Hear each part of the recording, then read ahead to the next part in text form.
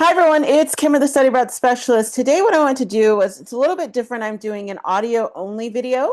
So if you just want to put on this while you're doing your homework or just casually driving around or whatever you want to do, I wanted to talk today about F-1 versus J-1 visas. This is a question that I get a lot for students who are interested in coming to the US to study. And so I wanted to break down more about what that means. I have recently done some videos on visas for talking about different situations for both the US and outside the US. But I want to talk specifically about F-1 visas and J-1 visas as well. So to start out for explaining what F-1 is, the F-1 visa is the most common student visa in the US for full-time students. So if you are coming to the US to study at a high school, like a boarding school, if you're coming to study at a language school, if you're coming to definitely study at a college or a university where you're going to get a degree or any type of diploma, this is the type of visa you're going to receive. You likely would have heard in the earlier part of 2025, at least, that when the new Trump administration took over, that there were a lot of visas that were suspended, particularly at Harvard. That was the one that made a lot of headlines. For the most part, now that has been reversed.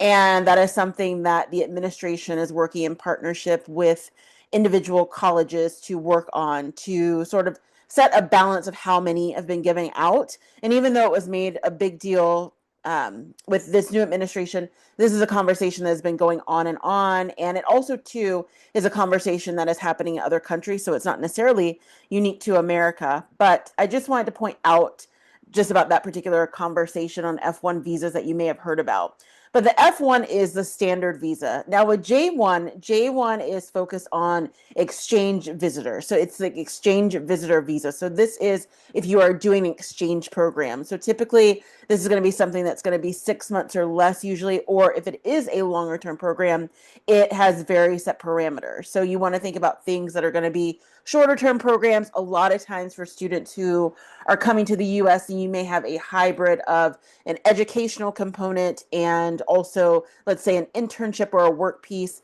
that would be included as well in some element under the J-1 visa.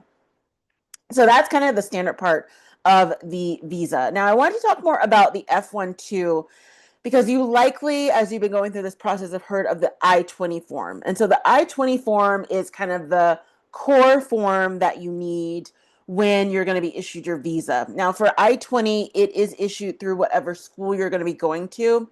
And this is sort of your pre-ticket before you can get your visa issued. So this particular form essentially provides the government, the US government, with the right to issue you the visa under the terms of what your school has provided. So it's going to list everything they need to know. And it is something that is very, very important. But I know that a lot of students, they stress out about it. Your school is going to be able to walk you through that. For most schools, they have designated officers who can help you with that. And they're able to walk you through the process of what that will look like and then help to move you forward as you go through and apply for your visa.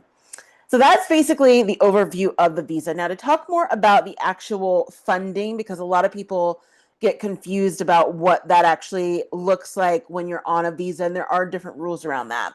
So for the F-1 visa, you can receive an F-1 visa to go to, like I said, any type of high school, college, language school. You can be self-funded or you can have scholarships. So it looks a lot different for a lot of people, but typically you're going to be either paying for it yourself, or likely your parents or family will be paying for it, or you're going to have some type of scholarships. Those could be both private scholarships and then also two scholarships from your particular school.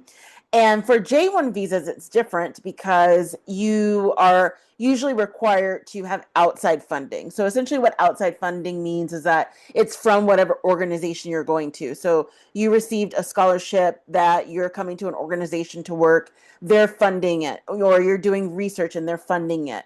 So it's a little bit different in the way that the actual funding works. But just remember that if you're applying for F-1 and if you're interested in getting F-1, that it's likely going to be that you're self-funded or you're going to have scholarships. And if you are doing a J-1, it's something where the funding will come from whatever organization that's going to be sponsoring you here in the US. In terms of the work rules, definitely want to talk about that because that's something that I go on and on about on my channel about students, no matter where they're going in the world, working and making sure they're following the rules of what they're doing. So when it comes to the work rules for F-1 visas, you can work up to 20 hours on campus. I did just want to explain a little bit more about what that means too, because I know that on-campus work is not as common outside of the US. And so in the US, on most college campuses and even on a lot of high school campuses now, a lot of them are, I don't want to say like little cities, but they are in a way like little cities because everything is there. So you may have a drugstore there, you may have a laundromat there, you could have a dry cleaner there. There's so much there. Like they are inter-commerce in that way. And then there's obviously a lot of different offices and different places on campus. And so if you have by this time looked at a US campus, even our high schools, you know how big they are and the scale of the amount of help that is needed. So there are often a lot of positions, particularly for students who are here on a visa to get some part-time work. So you can work 20 hours on campus. If you want to do off campus on an F-1 visa, it has to be approved. And the other thing as well is that it has to be related to whatever you're studying. So that's going to be really important that if it's going to be an internship or even if it's going to be paid work, that it has to be related to what you're actually studying, or that it has to be part of a co-curricular option. So meaning that it's something that can be built into whatever program you're doing. But again, it still has to be within the limit of 20 hours, unless you're going to be out of school. If you are going to be, let's say, over the summertime, because most US colleges, high schools, all of them, they have that big summer break that a lot of people know around the world. And for that, essentially, you're able to work for a longer period of time as long as you're not currently enrolled over a certain amount. So typically, if you're, let's say, only enrolled part-time, then that means that you can work up to 40 hours. But again, you just have to be careful of that. And I will say that most employers are very aware of that. They use platforms such as E-Verify to make sure, number one, that you're in the country legally, and also to understand the status of your visa. So they should be aware of that. For the J-1, it has to be that you get permission, and also too that it has to be specifically for academic training. So this is much more focused on the fact that you need to be training towards what you want to do, and that it can't just be that you need to make money. It has to have a purpose. So that's another question that students often have about the difference between F-1 and J-1 and how that actually works. The next thing that I want to talk about as well is what happens after the visa, because that is a standard question that most students have no matter where they're going.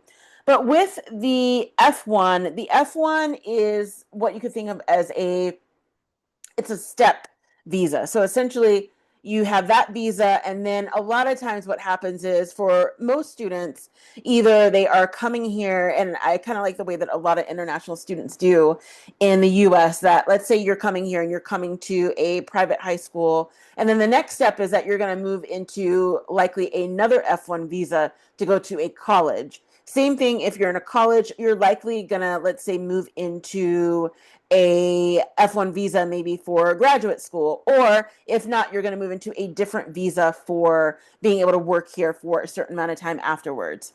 But for J-1 students, it is a little bit different. So there is something called the 2-year home residency rule. So this is a part of the U.S. Immigration and Nationality Act that was passed several years ago. And essentially what it says is that if you are on a J-1 visa, what you have to do if you are looking forward to potentially living in the U.S. long term, that what you have to do is you have to return home for 2 years to your home country. And what you have to do is that you have to ensure that the skills that you have are not in demand in your home country, because this could often impact you, because it would mean that you would need to likely stay there compared to coming back to the US, and that you have to stay there for at least 2 years before you either apply for an H-1B visa or an L-1 visa, which is an intra-transfer visa. So essentially, let's say that you are working at a company that's based in Ireland, and I'm just pulling this out of my head, you're working at a company that's based in Ireland, and you want to transfer to the office in New York, you would still have to wait up to 2 years to get that L-1 visa. or to get a green card as well. A lot of people hear about the green card, and so that is towards the ability to stay in the US looking long term. But you essentially have to be able to do that in order to return. So it doesn't mean that you can never come back, but it does mean that, especially if your funding is, if you're getting funded by any type of government program, or if you again have skills that are in high demand in your home country, that would come first and that you would need to return home. And all this is explained when you go for your visa interview. And as you're going forward and moving forward in your program, there are people there to help you at your school to sort of help you through the process of not only what happens once you have your visa, but also to what happens as your visa is coming to an end, your program is coming to an end, so that you can figure out what your next step is. And of course, I have lots of content on my channel and much more to come to help you walk through this. But I wanted to be able to put this out to just sort of give a better idea of what F1 is, what J-1 is, and sort of talk through more of what they actually mean, because I know as you're going through and looking at all of these different things for your study abroad journey, it can be confusing, and I just want to clarify it for you. Thanks so much for listening, and I will see you on the next one.